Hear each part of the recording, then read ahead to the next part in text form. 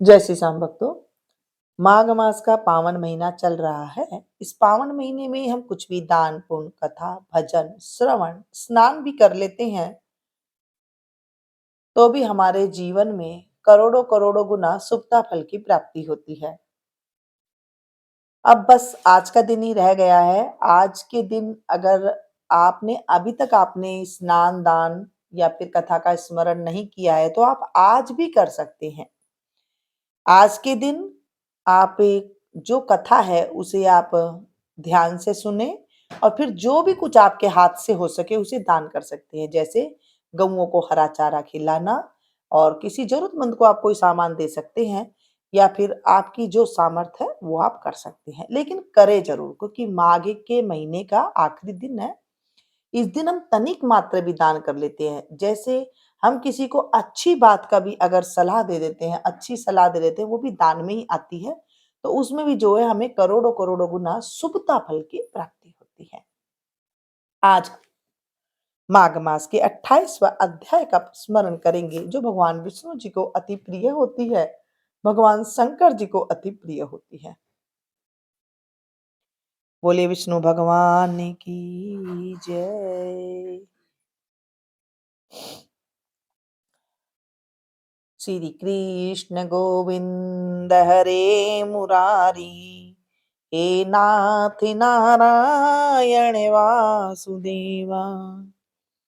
श्री कृष्ण गोविंद हरे मुरारी, हे नाथ नारायण वासुदेवा। हे नाथ नारायण वासुदेवा, हे नाथ नारायण वासुदेवा। हे नाथ नारायण वासुदेवा, हे नाथ नारायण वासुदेवा। श्री कृष्ण गोविंद हरे मुरारी, हे नाथ नारायण वासुदेवा।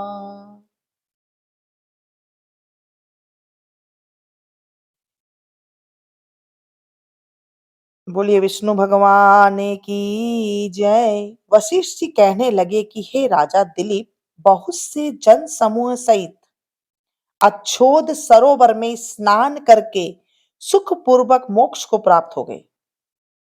तब लोमस जी कहने लगे, संसार रूपी इस तीर्थ राजा को सब श्रद्धा पूर्वक देखो। यहाँ पर 33 करोड़ देवता आकर आनंद पूर्वक रहते हैं।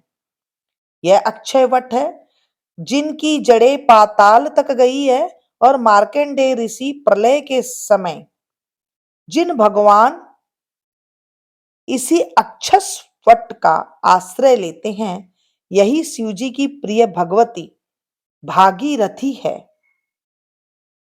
जिसकी सिद्ध लोग सेवा करते हैं। यह गंगा स्वर्ग के हेतु पताका है। इसका जल पीकर मनुष्य मुक्त हो जाते हैं। हे मुनि, सभी प्राणी इस नदी को यमुना से मिली हुई पाते हैं। इसका संगम बड़े पुण्य से प्राप्त होता है। इसके स्नान से जन्म मूर्ति रूपी दावानल से कोई नहीं तपता, परंतु ज्ञान प्राप्त करके मुक्त हो जाता है। यहाँ पर स्नान करने से सभी प्राणी बिना ज्ञान के भी मुक्त हो जाता है। इसलिए ब्रह्मा जी ने यहाँ यज्ञ करने की इच्छा की थी। इसी संगम में भगवान विष्णु ने स्त्री प्राप्ति की इच्छा से स्नान करके लक्ष्मी जी को प्राप्त किया।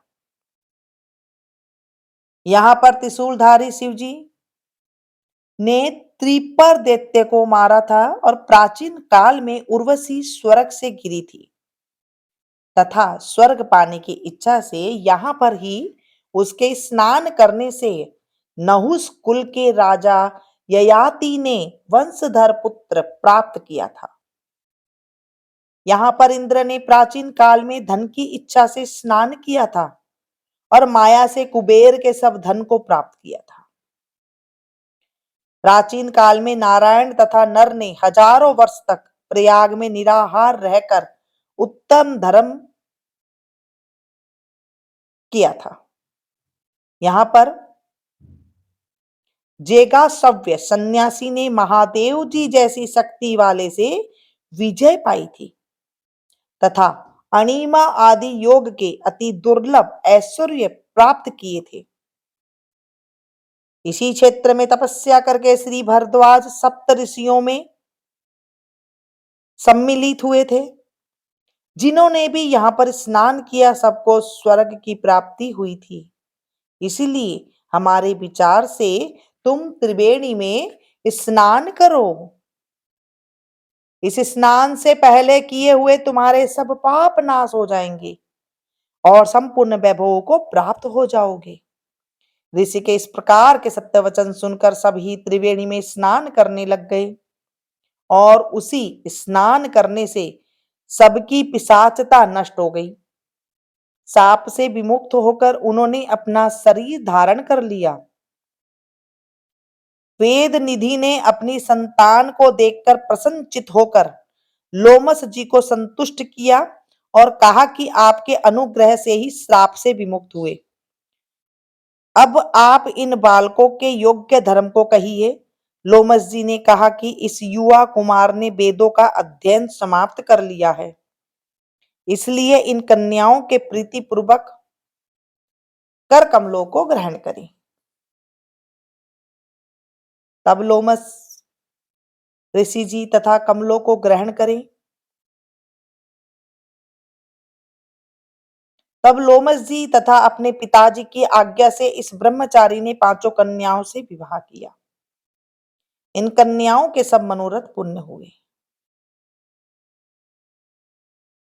जिसके घर में इस कथा का श्रवण होता है, इस कथा को महात्म की पूजा की जाती है, इस कथा को सुनाया जाता है, वहां नारायण ही पूजे जाते हैं। पुष्कर तीर्थ में, प्रयाग में, गंगा सागर में, देवालय में, कुरुक्षेत्र में तथा विशेष करके काशी में इसका पाठ अवश्य करना चाहिए। पुष्कर तीर्थ में ग्रहण के अवसर पर इसके पाठ का दुगना फल मिलता है और मरने पर वैष्णव पद को प्राप्त कर लेता है।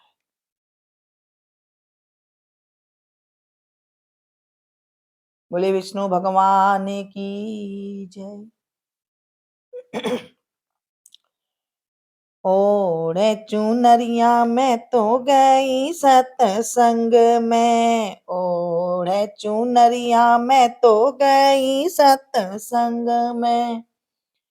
सांवरियों भी गोई माने गहरा गहरा रंग में, कानूड़ो भी गोई माने गहरा गहरा रंग में। सोच रही मन में समझ रही मन में, सोच रही मन में समझ रही मन में। थारो मारो मेल होवे गो सतसंग में, थारो मारो मेल होवे गो सतसंग में। सांवरियों भी गोई माने गहरा गहरा रंग में, कानूड़ो भी गोई माने गहरा गहरा रंग में। ओढ़े चुनरिया में तो गई सतसंग में, ओढ़े चुनरिया में तो गई रे सतसंग में। सांवरियों भी गोई माने गहरा गहरा रंग में, सांवरियों भी गोई माने गहरा गहरा रंग में। सगरी संगत में सांवरियों बिराजै, सगरी संगत में सांवरियों बिराजै। कर कर दर्शन होई रे मगन में, कर कर दर्शन होई रे मगन में। थारो मारो न्यावे होवे लो सतसंग में, थारो मारो मेल होवे लो सतसंग में। ओढ़े चुनरिया में तो गई सतसंग में। ओढ़े चुनरिया मैं तो गई सत्संग में, सावरियो भिगोई मन गहरा गहरा रंग में, कानूड़ो भिगोई मन गहरा गहरा रंग में, सतरी संगत में सहेलियां बिराजे, सतरी संगत में सहेलियां बिराजे, गाए गाए हरि गुण होई रे मगन में, गाए गाए हरि गुण होई रे मगन में, तारो मारो मेल होवलो सत्संग में, ओढ़े चुनरिया मैं तो गई सत्संग में, कानूड़ो भिगोई मन गहरा गहरा रंग में, सावरियो भिगोई मन गहरा गहरा रंग में, तमेव माता च पिता तमेव,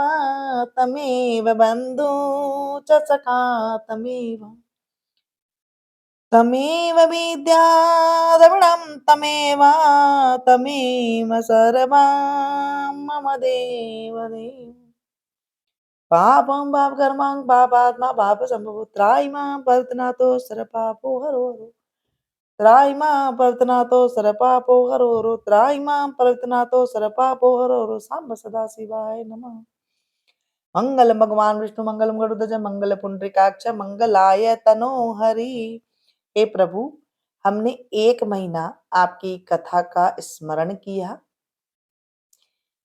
इन दिनों में हमसे कोई भी गलती हो गई हो, इस कथा में कोई गलती हो गई हो, मन से या हमारी फिर जुबां से, तो आप हमें अबोध बच्चा समझ करके माफ कर देना, और इस कथा में कोई अधूरा रह गई हो तो उसे पूरा करना, और पूरा हो गया हो तो उसे स्वीकार करना।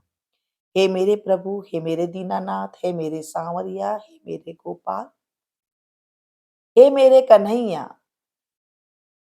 इस कथा को जो सुने, सुनाए और हुंकारा भरा हो जिन्होंने 1 महीने, उनके सभी के कष्ट दूर करना, और हमारे जीवन में सुख, शांति, समृद्धि, ऐश्वर्य की वर्षा करना।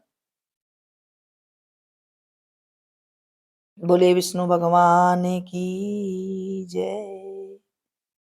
हमने 1 महीना कथा का स्मरण किया है।